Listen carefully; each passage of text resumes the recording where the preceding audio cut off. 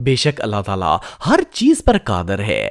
فرعون دوستو، اگر فرعون کو اسلامی تاریخ کا سب سے بڑا بدبخت کہا جائے تو یہ بات غلط نہیں ہوگی۔ یہ مصر کا بادشاہ تھا۔ فرعون ان بدبخت انسانوں میں سے ایک تھا جس نے خدائی کا دعویٰ کیا اور کہا کہ اس کے علاوہ اور کوئی خدا نہیں ہے۔ ایون یہ لوگوں کو اپنی عبادت کرنے پر مجبور کرتا اور جو اس کی عبادت نہ کرتے یہ اسے قتل کروا دیتا۔ حضرت موسیٰ علیہ السلام فرعون کے پاس اللہ تعالیٰ کا پیغام لے کر گئے اور اس سے کہا کہ وہ مظلوم لوگوں کے ساتھ زیادتی کرنا چھوڑ دے ورنہ اللہ کا عذاب اسے لے ڈوبے گا۔ اس پر فرعون حضرت موسیٰ علیہ السلام کا مذاق اڑانے لگا اور ان سے کہا کہ یہاں کا خدا میں ہوں، میں کسی کے حکم کو نہیں مانتا۔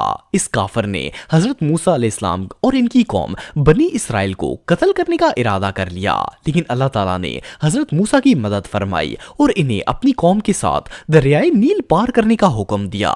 فرعون نے ان کا پیچھا کرنے کی کوشش کی، لیکن اللہ تعالیٰ کے حکم سے موسیٰ علیہ السلام کی قوم کے لیے دریا میں راستہ بن گیا اور جب فرعون نے اس راستے پر چلنے کی کوشش کی تو وہ اپنے لشکر سمیت دریا کے اندر ڈوب کر غرق ہو گیا۔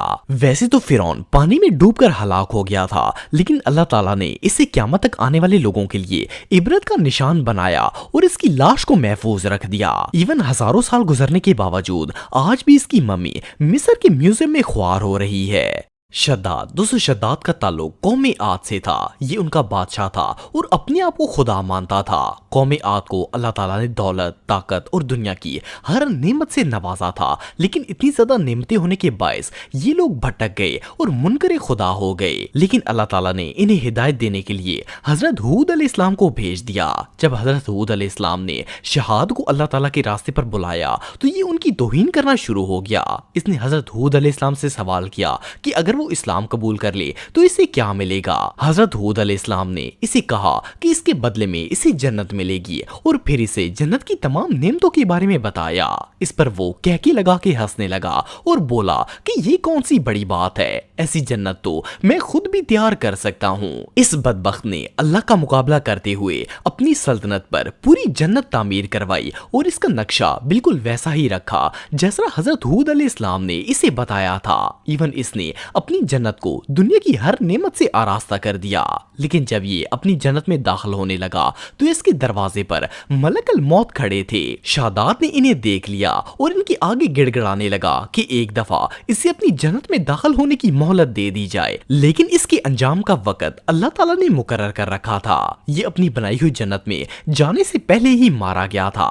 اللہ کے منکر کے لیے اس سے بہتر سزا اور کیا ہو سکتی ہے؟ اسٹیفن ہاکنگ دوستو، یہ جو شخص آپ دیکھ رہے ہیں اس کا شمار دنیا کے سب سے فیمس سائنٹسٹ میں ہوتا ہے۔ اس منحوس نے اللہ کے وجود کو ماننے سے انکار کر دیا اور ساری دنیا کے سامنے یہ کہا کہ اس دنیا میں خدا ایگزسٹ ہی نہیں کرتا اور نہ ہی کوئی دنیا کو چلا رہا ہے۔ یہ بدبخت اللہ پر ایک کتاب بھی لکھ رہا تھا جس کا نام برنگ آنسرز ٹو بگ کوسچنز تھا۔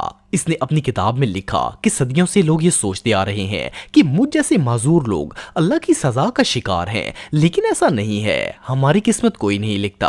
ایون اس کافر نے یہ بھی کہا کہ مرنے کے بعد انسان کے ساتھ کچھ نہیں ہوگا اور جنت بھی کوئی چیز نہیں ہے۔ اس نے اعلانیہ یہ بات کہی کہ نعوذ باللہ خدا کا کوئی وجود نہیں ہے اور وہ کسی خدا پر یقین نہیں رکھتا، لیکن اسے علم ہی نہیں تھا کہ جس ذات کے بارے میں یہ اتنی بڑی بکواس کر رہا ہے اس کی ایک کن پر وہ تو کیا پوری دنیا فنا ہو سکتی ہے۔ اس مالون پر اللہ کا ایسا عذاب ہوا کہ جس رات اس نے یہ قول بکے تھے اس سے اگلی ہی صبح یہ اپنی چیئر پر مرا ہوا پایا گیا تھا۔